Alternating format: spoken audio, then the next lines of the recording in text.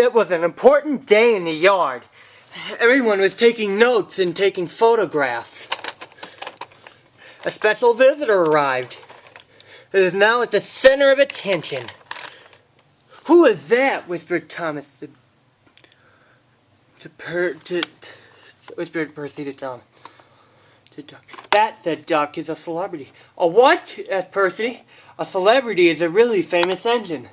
Driver said you may talk with us then." "Oh," said Thomas, "he is really too famous to even notice us." Just then, Gordon arrived. "Ha! Who cares? Talk so he says about anyone famous if you ask me." And he steamed away.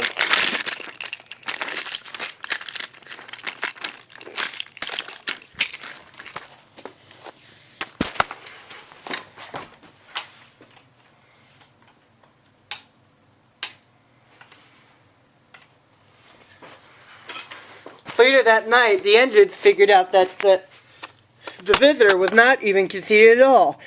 He enjoyed talking with the other engines long till after the stars came out.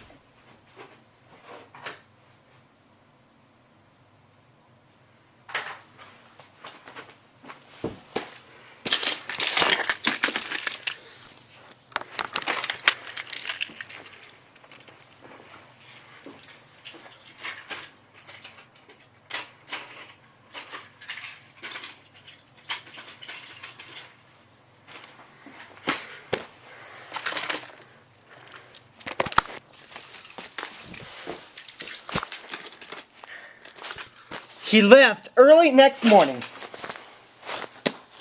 Gordon was still feeling jealous. "Good riddance, sort of fuss. Who is he anyway?" "Duck told you," replied Thomas. "He's famous. As famous as he as him? Nonsense."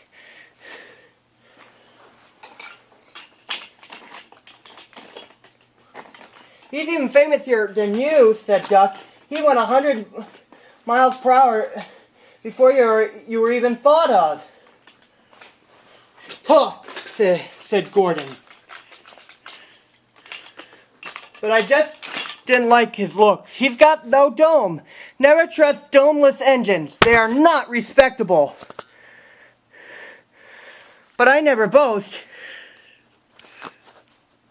But I say 100 miles per hour would be easy for me.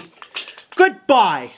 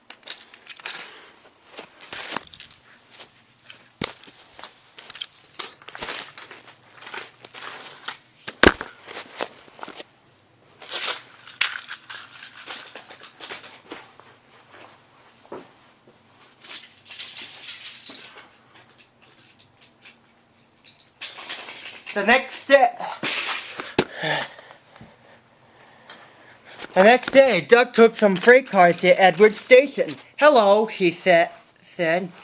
"That famous engine came through this morning. He whistled to me. Wasn't he kind?" Then Duck told him about what Gordon had said. "Take no notice," soothed Edward. "He's just jealous. He thinks no other engine is famous but him.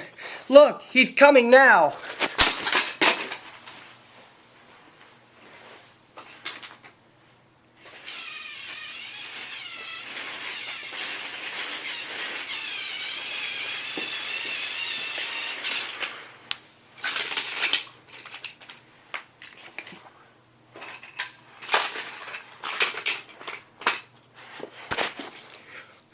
Gordon was rocketing really fast. His wheels pounded the rails. "He did it, I will do it. He did it, I will do it," said Gordon. Gordon's train rocketed fast and was gone. "You'll knock himself to bits," chortled Duck.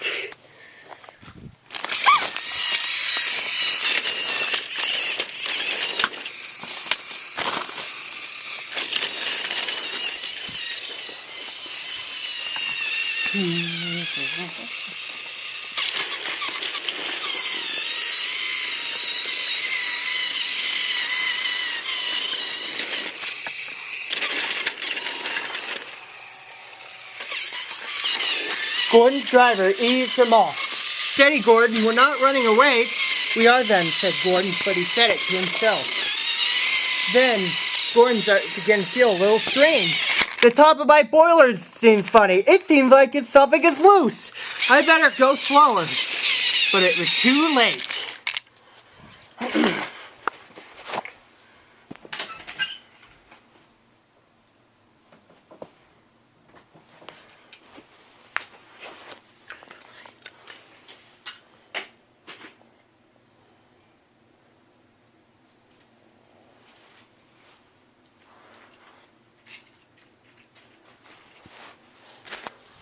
On the viaduct, they met the wind. It was a teasing wind which blew suddenly at hard puffs. Gordon thought it might want to push him off the bridge. "No, you don't," he said firmly. But the wind had other ideas. It curled round his boiler, crept under its loose dome, and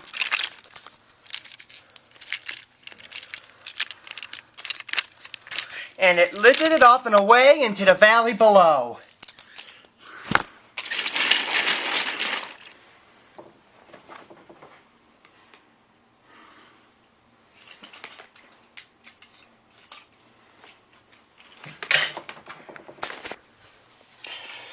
Gordon felt very uncomfortable.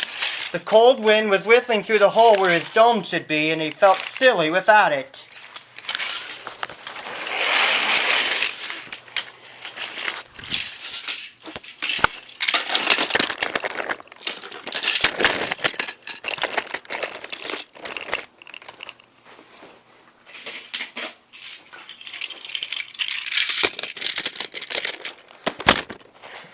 Then, at the big station, all the cars laughed at him. Gordon tried to wheeze them away, but they crowded Gordon no matter what they did.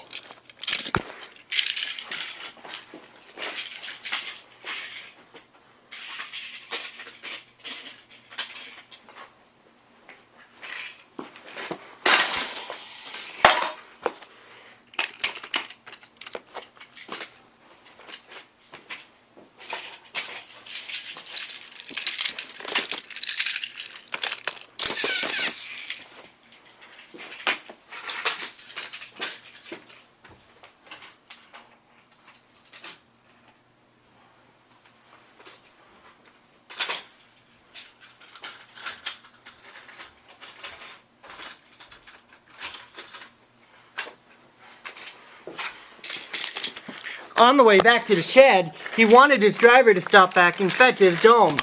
"We'll never find it now," said the driver. "You'll have to go to the works for a new one." Gordon was very cross.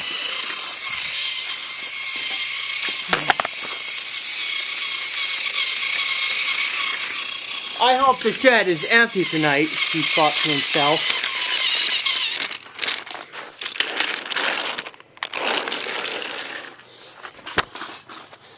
But all the engines were there waiting.